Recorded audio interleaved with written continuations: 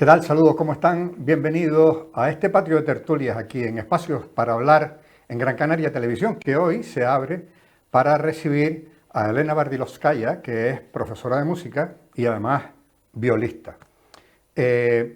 Digo violista porque toca la viola y hoy queremos primero conocerla a ella, por supuesto, como hacemos siempre con todos nuestros invitados, pero es que además queremos que a través de ella se deje escuchar la voz de la viola, porque si bien es verdad que no es un instrumento que esté denostado, sí que no es gran conocido, no es, o mejor dicho, es ese gran desconocido de los instrumentos de cuerda frotada. Como digo, está con nosotros Elena Bardilovskaya, que ya paso a saludar. Bienvenida, Elena.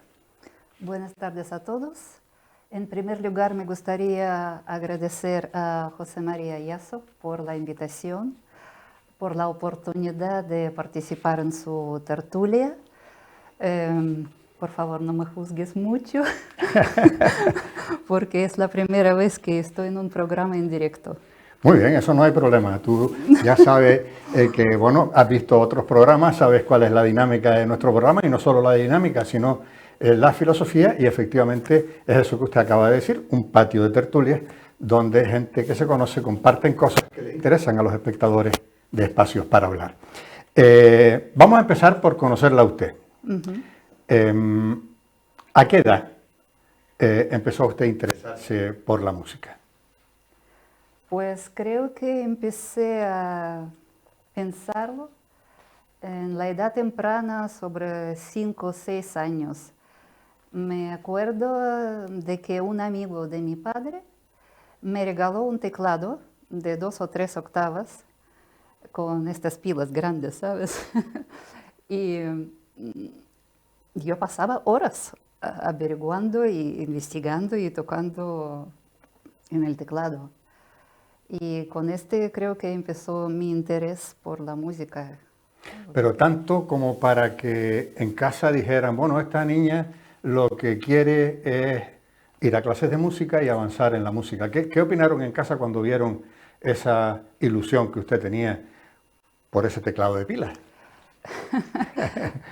Sí, o sea, a pesar de que mis padres no eran músicos, nunca me cortaron las alas, siempre me apoyaron en mis intereses, porque en mi país se valoran muchísimo a los músicos. Y yo era como una pequeña estrella en este campo, porque mis padres no tenían ni idea de la música, no sabían ni qué es esto, ni por dónde empezar. Y cuando yo practicaba todo, ellos estaban escuchando con un silencio en casa total. O sea, que no solo averiguaba, sino que conseguía sacar alguna interpretación musical de aquella niña de 5 años. Sí, o simplemente por el oído musical, o sea, cuando tocaba algunas notas, me gustaba cómo sonaba y así poco a poco. De oído, como decimos aquí. Sí, sí, de oído total. Y eso fue un teclado de 2 octavas. Pero ese fue su instrumento favorito desde el principio, quiero decir, el piano, ¿no ese teclado? Claro, o sea, me empecé a investigar todo esto y yo quería ser pianista, o sea, quería aprender a tocar el piano. Y pedí a mi madre, digo, mira, mami, me gusta mucho, por favor, que apúntame a una escuela de música. Y finalmente se apuntó. Sí, o sea, finalmente mi madre me matriculó en el primer curso y por gracia el piano complementario era una asignatura obligatoria que me daban media hora 2 veces a la semana. Piano complementario. Piano complementario, como aquí dan en primero profesional, si comparamos con el sistema que tiene España, en Rusia daban desde primero de elemental. Sí. Bueno, ¿y cuántos años estuvo estudiando piano? Paralelamente, juntos con el violín. Ah, o sea, hizo piano e hizo violín. No, o sea, el primer año era, al comenzar estudiar solfeo, ya tenía conocimientos suficientes para elegir cualquier instrumento. Entonces ya había tenido la ocasión de aprender un poco en el piano, porque nuestra profesora de solfeo nos enseñaba todo relacionado con el teclado. Entonces este era el motivo de conocimiento y yo quería continuar a aprender el piano.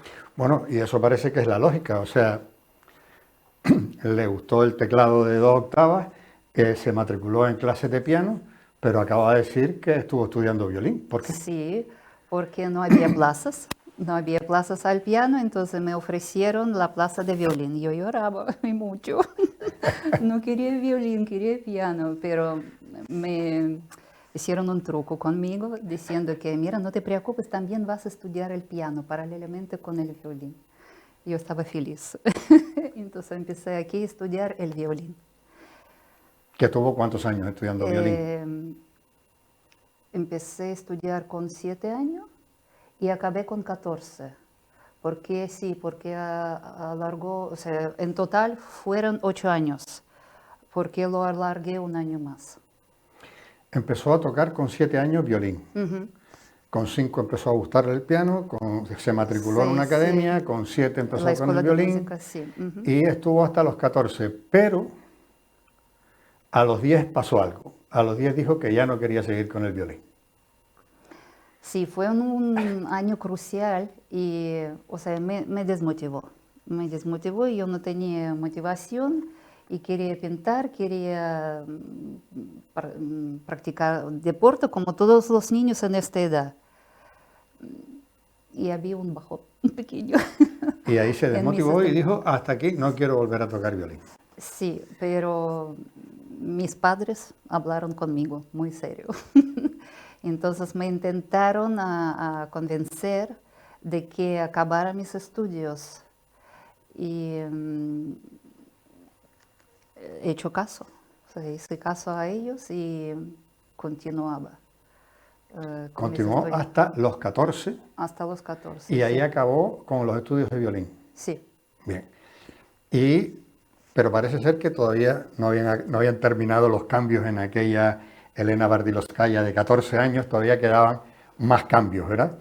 A los 11 años, decía que de 10 a 14 estuvo con el violín, pero a los 11 años fue cuando dijo que sí, que quería seguir. Sí, porque crecí y maduré y hubo un cambio de profesora y forma de enseñarme. Entonces, con este cambio,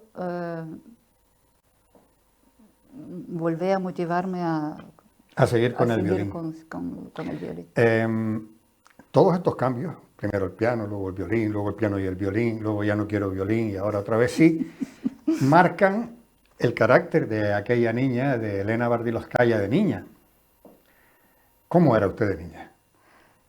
Pues traviesa, inquieta, alegre, siempre con una sonrisa. Reía mucho. Bueno, como ahora. No sé. Pero esos cambios que digo yo que marcaban un carácter, era porque usted, aparte de ser risueña y alegre, después ponía sus puntos de vista claros y decía, esto es lo que quiero y esto es lo que no quiero. Sí, sí. Y siempre sus padres respetaron su opinión. Sí. Yo desde 11 años ya sabía que voy a hacer la carrera de música. O sea, eso fue a los 13. A 11, 12, sí, yo sabía, digo, voy a intentarlo hacer la carrera de música. Ya, mis padres me apoyaron siempre en eso. Esto es interesante, Elena, porque a los 11, 12 o 13 años usted decide que quiere hacer la carrera de música. O sea, es una decisión que se toma tan tempranamente con esa edad. ¿Cómo es el sistema educativo o formativo en tanto que la música en su país? Sí, principalmente la formación musical tenemos en la escuela de música, que dura... Aparte de la otra escuela de donde se dan los contenidos normales. Exactamente, o sea, esta es una cosa aparte, paralelamente. La escuela de música que dura 7 años. Luego sigue el colegio de música con la formación de 4 años. Y finalmente los estudios superiores en el conservatorio, que son 5 años. Si sumamos todos estos años, serían de 15. Si no y sin contar el posgrado o el máster, parecido en España. Si todo esto sumamos, serían de 15 a 19 años aproximadamente. Depende, claro, de cada persona. En mi caso fueron 17 años. 17 años con una decisión que se tomó a los 11 o a los 12 o a los 13 de niña. Sí, si contamos desde 7 años, cuando yo cogí la primera vez en mi mano el violín, todos estos años de carrera son 17. Y con todo eso llega un momento en que hay que irse a San Petersburgo. Sí. Terminé el colegio de música con matrícula de honor y quise aprovechar el momento, intentar entrar en el Conservatorio Superior de San Petersburgo. Pero mi madre se enfermó y tuve que volver a mi ciudad para cuidarlo y continuar mis estudios en mi ciudad natal. Entonces toda mi carrera ya pasó otra vez a Novosibirsk. Yo quiero hacer un paréntesis en su recorrido, en el recorrido de su vida, porque ya que ha salido San Petersburgo, me gustaría aprovechar este paréntesis para hacer un recordatorio que, como digo, o como diré después también, va a servir de unión, de nexo de unión entre su país de origen y la tierra en la que reside ahora. Hay un ingeniero tinerfeño que se llama Agustín de Betancourt, que fue ingeniero civil y militar, fue arquitecto y precursor de la radio, de la telegrafía y de la termodinámica, y trabajó para el zar Alejandro I.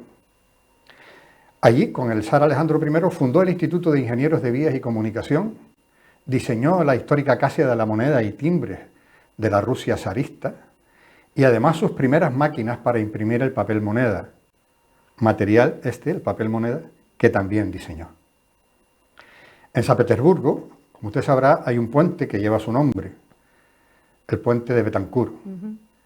Y en la órbita terrestre hay un satélite ruso que también lo lleva.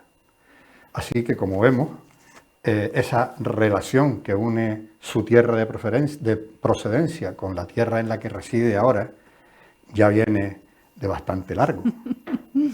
Y hecho este recorrido, volvemos del pasado de Agustín de Betancourt al presente de nuestro patio de tertulias, y donde parece que no, pero también estamos escribiendo pequeños trocitos de historia. Usted llegó, Elena, a formar parte de la Orquesta Filarmónica Estatal de Novosibirsk. Cuéntenos, ¿cómo fue esto? Porque Novosibirsk es además su ciudad natal. Sí, cuando estaba en el tercer curso del conservatorio, toqué la audición que en el tribunal me escuchaba el que era el concertino de la Orquesta Filarmónica y director de la Orquesta de Cámara. Y 3 días más tarde me ofreció empezar a trabajar siendo el estudiante del conservatorio. De un año yo pasé de viola tutti a viola solista y posteriormente, durante 10 años, trabajaba como concertina de violas de la misma orquesta. Esto aquí también voy a hacer un inciso, si me lo permite, y luego seguimos. Concertina de viola. ¿Eso lo hay aquí? No. Esto existe solamente en Rusia. Yo no sé por qué, no sé de qué salió esta tradición, pero en Rusia hay concertino de la orquesta, es una historia. No vamos a mezclar. Después hay concertino de segundos violines, concertino de viola, concertino de cello, concertino de contrabajo, concertino del grupo de viento metal, concertino del grupo de viento madera, de percusión. O sea, cada sesión tenía su concertino y no era solamente un solista que podría tocar cualquier obra con la orquesta, también la responsabilidad que llevaba Claro. por organizar propios músicos dentro del grupo, por llevar la partitura, por poner los arcos, por poner la digitación. O sea, la máxima responsabilidad y entre todos estaba mismo respeto, o sea, todos estaban en el mismo nivel, no es Claro. que una menos, otra más, no, o sea, Y en el mismo. resto del mundo, el concertino siempre está entre los primeros violines. O sea, es el primer violín, o sea, el número 1, es lo más alto que hay. Y yo ya por ilustrarme un poquito, la figura del concertino, del primer violín o del violín solista, como se pueda llamar, ¿cómo surge? ¿Por qué es tan importante la figura del concertino de violín? Porque sustituye a alguien, antes no había directores de orquesta y entonces era el concertino el que llevaba la voz cantante. ¿Cómo aparece la figura del concertino y por qué tiene tanta importancia? Esto es una historia larga que empezó Pero bueno, usted seguro que tiene capacidad de En resumir. Francia, sí, con el rey de Ludovico el XIII, si no me equivoco, cuando formaron las primeras orquestas con solo los violines. Y el famoso compositor Lully, quien formó en este corte, se llamaba la orquesta de 24 violines, si no me equivoco. Entonces, en este sentido, en esta época no existieron los directores. La función del director llevaba el primer violín, quien organizaba todo esto. Incluso él era no solamente director, él también era compositor, quien compuso muchas obras para su conjunto, para su ensemble, digamos, que después poco a poco ya se convirtió en una orquesta. Y por cierto, esta orquesta funcionaba más de 150 años, o sea, una historia larga. Después de este paréntesis, yo quiero volver a seguir conociendo a nuestra invitada de hoy. ¿Cómo recaló en Canarias Elena Bardilowskaya? Pues yo trabajaba en la orquesta de cámara y la orquesta viajó mucho por Europa y ampliando nuestro mapa de actuaciones, de giras, y fue un año oportuno que participamos en el Festival de Música de Canarias en paralelo. Hicimos una gira por las islas no capitalinas, presentando un amplio programa con los solistas de Francia. Y fue un éxito de verdad.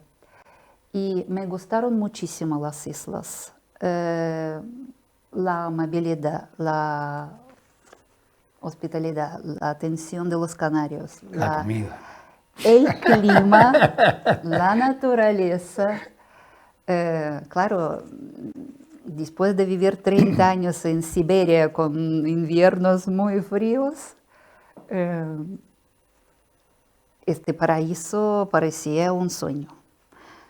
Entonces pensé si podría afincarme aquí para vivir y trabajar. Y sí, fue una realidad. Y se quedó y vivió y trabajó y trabaja, de hecho. Sí. ¿Empezó usted dando clases directamente en el conservatorio de aquí, de Las Palmas de Gran Canaria? No, el primer año mi trabajo fue en la Escuela de Música de Telde, la Escuela Municipal de Telde. Sí, aquí yo trabajé 8 años. Desde el curso 2006 estuve dando clase en conservatorio en Las Palmas, tanto en conservatorio profesional como en conservatorio superior. Y desde 2019 empecé a trabajar en Tenerife y sigo trabajando. En Tenerife, en el Conservatorio Profesional de Música de Santa Cruz de Tenerife. Sí. Ya hemos hecho un recorrido, un poco por la historia de la vida de nuestra, muy resumido, eso sí, pero por la vida de nuestra invitada de hoy, Elena Bardilowskaya. ¿Qué le parece si después de conocerla a usted pasamos a conocer a la viola? Vale. Primero que nada, por ubicarnos, ¿dónde la podemos encontrar ubicada en el esquema de la orquesta en un escenario? Sí. Viola está, por su tesitura, está entre el violín y el cello. Como cumple un papel de tenor del coro. Está Ahí quería entre llegar, el sí. contralto y el bajo, por ejemplo. Y como usted puede ver, mi viola. Es el instrumento de cuerda frotada, muy parecido al violín, está un poquito más grande del tamaño, pero tiene prácticamente todos los instrumentos de cuerda frotada, tienen mismo cuerpo, puente, mástil, Los cuerdas, mismos clavijas, elementos. todos los elementos son iguales, absolutamente. Obviamente cambia la caja de resonancia para darle una tonalidad, una voz, una cuerda distinta. Sí, un poquito, la tesitura está un poquito más grave que el violín, por ejemplo. Nosotros, los profanos, siempre que oímos hablar de la viola, podemos... No la suelte. Ah, vale, vale. No la suelte. Bueno. Siempre que oímos hablar de la viola, siempre nos llega la típica broma de la viola, el típico chiste de la viola, de que es un poco el hermano feo o la hermana fea de los instrumentos de cuerda frotada. ¿Esto por qué se ha creado este falso mito de la hermana fea de los instrumentos de cuerda frotada? No sé, porque, no sé de verdad, unos chistes que yo me río, pero tiene cierto, no sé, cierto sentido a lo mejor. Viola está un poquito más grande que el violín. Bueno. Bueno, eso digo yo. Y el cello también. Sí, también, Sí. claro. Y como que están diciendo que los violistas son menos capaces de tocar en el instrumento igual que los violinistas, o sea, siempre comparando con violinistas. ¿De dónde es Estos chistes, estos chistes? No estos lo son sé. bromas Por básicamente supuesto. entre los instrumentistas. Yo supongo que como la viola es mucho más grande por su caja de resonancia, tocar, por ejemplo, en las posiciones altas requiere más esfuerzo físico, simplemente también la longitud de los dedos, la longitud de los brazos para llegar a las posiciones más altas. Entonces, claro, necesito hacer más movimiento para subir aquí y simplemente y sacar también el sonido de la caja de resonancia que tiene más grande el tamaño, mucho más complicado que de pequeña. Bien, O sea, está claro. Entonces yo voy a dejar un punto claro, si me lo permite usted y si me lo permiten nuestros espectadores. Es un esfuerzo mayor, es una dedicación mayor, bueno, dedicación mayor no, pero esfuerzo mayor sí, gestos distintos, pero eso no lo hace la hermana fea de los instrumentos de cuerda frotada. Es más, si tuviéramos que compararlo con las cuerdas vocales o con las cuerdas sonoras, pues sería un contralto e incluso un tenor dramático, que es lo que usted decía Sí, ahora, ¿verdad? sí, podría ser tranquilamente, sí. Bueno, bien, esto es la definición, un poco la presentación de nuestra invitada material de hoy, que es la viola.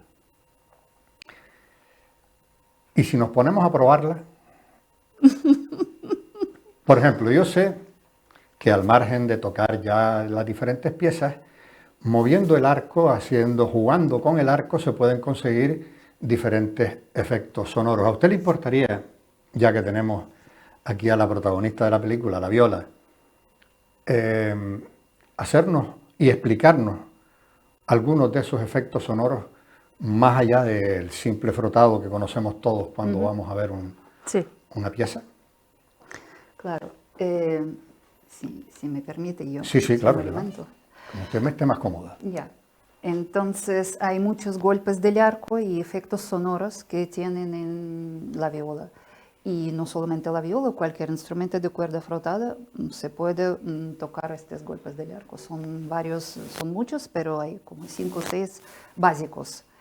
Los términos, todos estos procedentes de italianos y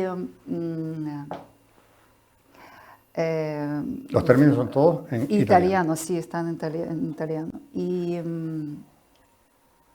¿qué quiere decir? ¿Y? Que este golpe del arco se puede tocar tanto en violín como en viola, o sea, no hay ninguna diferencia absolutamente. Vale, yo por ejemplo Bueno, pues ahora- veamos algunos de ellos. Algunos de ellos, De vale. esos que usted dice que son los más usados, aunque hay muchísimos más que los que nos pueden Sí, mostrar sí, sí, aquí. claro. Por ejemplo, el principal golpe del arco que se llama détaché. Détaché. Détaché. Esto cuando tocamos cada nota a un nuevo arco. Vale, así. Por ejemplo. Después el siguiente legato, cuando tenemos que unir más de dos notas, dos y más notas a un golpe del arco. Ah, Por ejemplo, yo estoy tocando cuatro notas. Estoy uniendo todo este a la misma dirección del arco. Vale. Después, por ejemplo, hay spiccato, un golpe del arco que tocamos principalmente más cerca al talón. Es un golpe picado.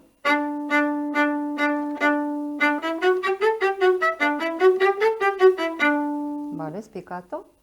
Martelé, que tocamos un poquito más cerca a la punta del arco. Está un seco, marcado un poco la diferencia. Después hay spiccato para la mano derecha y para la mano izquierda. También diferente. Sul tasto y sul panticeo. Sul panticeo tocan más bien cerca al puente. Al puente tiene este sonido un poco feo. Eso más para los efectos. Vale. Y sul tasto tocan al revés, tocan más cerca, o sea, incluso en el mástil. Tiene sonido más apagado, un poco así. Y al final también quería decir sobre vibrato como un efecto de la diversidad sonora. qué bonito eso. Yo puedo tocar un fa sostenido sin vibrato y un fa sostenido con vibrato. La diferencia es que el sonido está mucho más redondo, mucho más bonito, digamos así. Bueno, yo, si usted me permite, ahora ya que está de pie y estamos con la viola y el arco en la mano, yo tengo un recuerdo de pequeñito, cuando yo escuché, porque le voy a pedir que toque una pieza, cuando yo escuché por primera vez esta aria que le voy a comentar,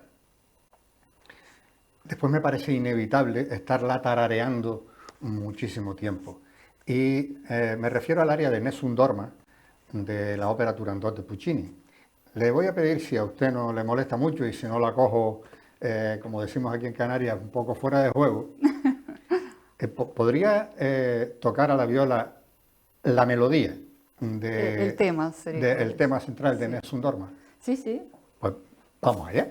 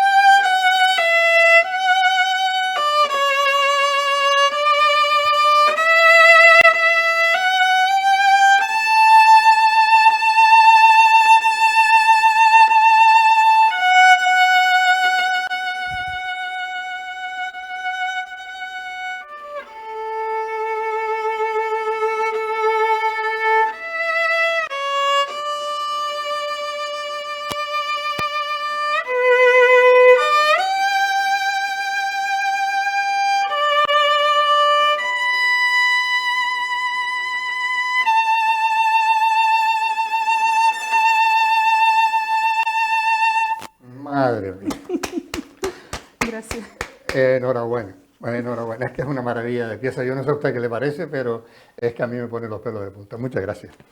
Elena Martí Loscaya, profesora de música, violista, madre de una viola como esa a la que nos ha hecho cantar hoy y que nos ha permitido escuchar el objetivo de este programa, que era escuchar la voz de la viola.